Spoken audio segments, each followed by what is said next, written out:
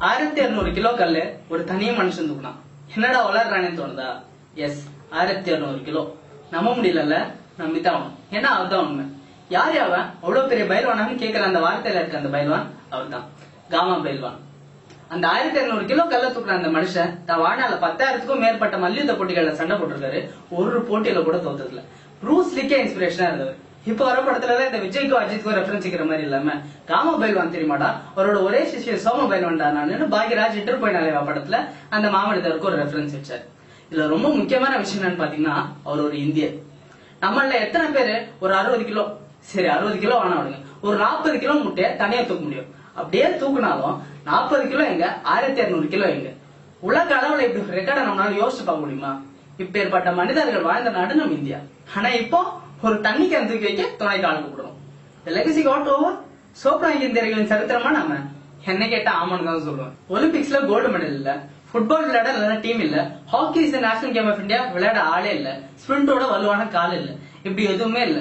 ஸ்போர்ட்ஸ்ல பாலிடிக்ஸ் பண்றாங்க, ஒழுங்கா செலக்ஷன் நடத்தல அப்படின்னு சொல்லி நம்மளே மனசை தேத்திட்டு இருக்கோம். ஆனா உண்மை என்னன்னா, ஸ்போர்ட்ஸ்ல பாலிடிக்ஸ் பண்ணலனாலும் ஒழுங்கா செலக்ஷன் நடந்தாலும் நம்மளால ஏதாவது பெருசா பண்ண முடியுமான்றதுதான் கேள்வி.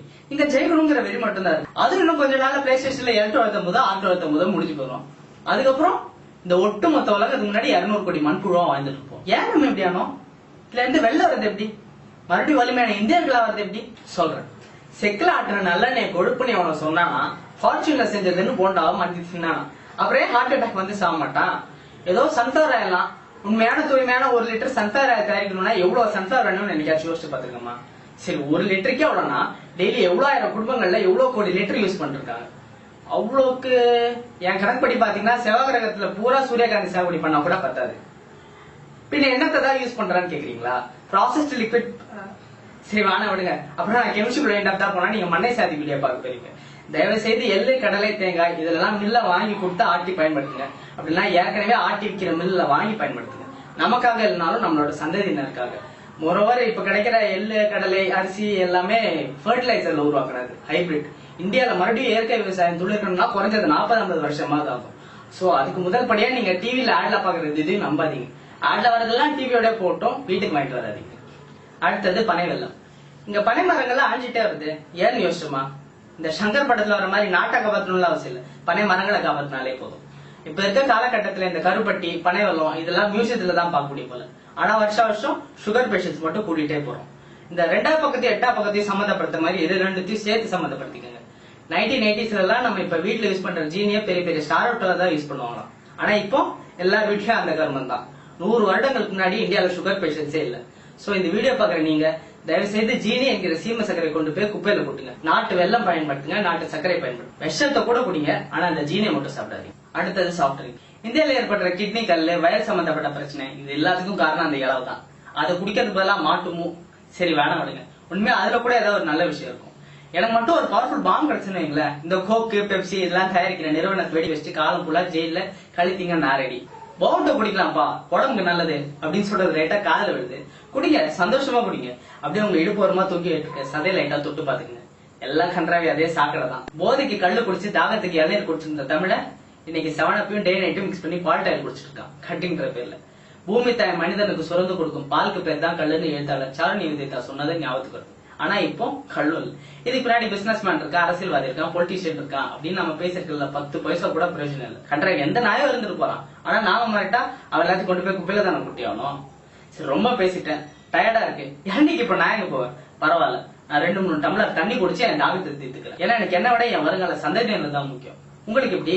இப்ப நான் சொன்ன எல்லா விஷயத்தையும் நம்ம கரெக்டா ஃபாலோ பண்ணாலே நம்ம மறுபடியும் வலிமையான இந்தியர்கள் ஆகிறதுக்கு குறைஞ்சது 3 இல்ல 4 ஜென்ரேஷன் ஆகும். ஏன்னா யாருக்குமே அவ்வளவு கேவலமா இருக்கு நம்ம ஜீன்லாம்.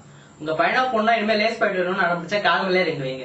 ஏன்னா இந்த jelly, cream biscuit, chips packet, Boost, Complan, Horlicks இது எல்லாமே சொப்லாங்கி இந்தியா உருவாக்குனதுல முக்கிய பங்கு வச்சுன்றத மறந்துடாதீங்க. ஃபுட் கோர்ட்ல உட்காந்துட்டு பீஸா பர்கர் தின்றதெல்லாம் பெருமையா நினைக்காதீங்க. ஏன்னா யூனிசெஃப்ல வேர்ல்ட்ஸ் பெஸ்ட் ஃபுட்னு சொன்னது நம்ம இட்லி தான். ஃபாஸ்ட் ஃபுட் பின்னாடியே போயிட்டு ஃபாஸ்டா போய் சேர்ந்துடாதீங்க. சோ இனிமே ஆடம்பரத்துக்கு பின்னாடி போகாம பழங்கால உணவு முறைக்கு மாறும். காமா பயில்வான் ஒரு நாளைக்கு 5 இல்ல 6 முழு நாட்டு கோழியும் 8 லிட்டர் சுத்தமான பாலும் குடிப்பாராம். மனுஷன் பிராய்லர் கோழி ஆரோக்கிய பால் குடிச்சிருந்தா சத்தியமா ஒரு புல்லு கட்டு கூட தூக்கிட மாட்டாரு. பிராய்லர் கோழி இத பத்தி ஒரு விஷயம் சொல்லணும். பொண்ணுங்க சீக்கிரமே ஏஜ் அட்டம் பண்ணி வீட்டுல ஆள் இல்லாதப்போ இல்ல லாட்ஜ்லயோ எல்லா கர்மத்தையும் சீக்கிரமே அட்டம் பண்ணி கடைசியில என் கருப்பு என் உரிமைன்னு சொல்ற அளவுக்கு கொண்டு போய் விட்டுருச்சு. ஆம்பளை 30 வயசுலயே கையில தட்டி போடுறான். சோ இனிமே பிராய்லர் கோழி கடை சைடு போனா மூஞ்சி திருப்பிக்குங்க. Because broiler is just word. ஆனா நாட்டுக்கோழி இஸ் எமோஷன். நாட்டு மாடோட பால் குடிக்கும். ஆனா இவனுங்க ஜல்லிக்கட்டு நிறுத்தி நாட்டு மாடோட உயிரையே குடிச்சியா போட்டுட்டாங்க. இப்பெல்லாம் ஆப்பிள் பழவலான்னு இருக்கு. ஆனா சொல்லி பார்த்தா ஃபுல்லா வேக்ஸ். இப்ப இருக்கிற திராட்சை, தர்பூசணி எல்லாத்துலயும் கொட்டை இருக்கும். கேட்டா பார்த்தனும் கார்பிக்கு சீட்லெஸ். ஒரு கொட்டை இல்லாத பழத்தால அடுத்த ஒரு உயிருள்ள செடியை உருவாக்க முடியாது. அதே கதி தான் இதை சாப்பிட்ற நமக்கும். எங்க ஊர்ல ஒரு தாத்தா 98 வயசுலயும் நல்லா ஆரோக்கியமா இருக்காரு. ஏன்னா அவர் டெய்லி 10-15 கிலோமீட்டர் நடந்துட்டு இருக்காரு. சோ நாமளும் இனிமே கிட்ட இருக்க இடத்துக்காச்சும் பைக்ல போகாம நடந்து போவோம். பைக் இருந்தாதான் ஒரு வேணா அவ சொன்னா அவளே வேணா விட்டுரும். ஏன்னா கொஞ்சம் கூட உடல் உழைப்பு இல்லைன்னா நமக்குலாம் 3 வேளை உணவு வேணா பாருங்க, 2 வேளை உணவு போதுமே. உங்க பிள்ளைங்க கையில ஸ்மார்ட் போன் கொடுத்து விளையாட விட்டுறதுல பெருமையாலாம் நினைக்காதீங்க. ஒரு நாட்டோட எதிர்காலத்தை அழிச்சிட்டு இருக்கோன்றதை நினைச்சு வைக்கப்பட்டுக்காங்க. தயவு செய்து எள்ளு, கடலை, நுங்கு, இளநீ இதை பத்தி எல்லாம் சொல்லி வளங்க. முடிஞ்ச அளவுக்கு ஓடி விளையாட விடுங்க. கீழே விழட்டும், அடிபடட்டும். தழும்புகள் தான் வலிமையோட சாட்சி. நான் இவ்வளவு நேரம் பேசியிருக்கேன். நான் சொன்ன விஷயத்துல அட்லீஸ்ட் ஒரு விஷயத்த நீங்க ஃபாலோ பண்ணா கூட நம்ம எதிர்காலத்துக்கு ஒரு நல்ல முன்னோர்களா இருப்போம். அப்புறம் இந்த வீடியோ உங்களுக்கு பிடிச்சிருந்தா லைக் பண்ணுங்க. மிகவும் பிடிச்சிருந்தா ஷேர் பட்டன் அழுத்தி சப்ஸ்கிரைப் பண்ணுங்க. இப்பெல்லாம் நான் சொன்ன இந்த செருப்பு கழட்டி அடிங்க.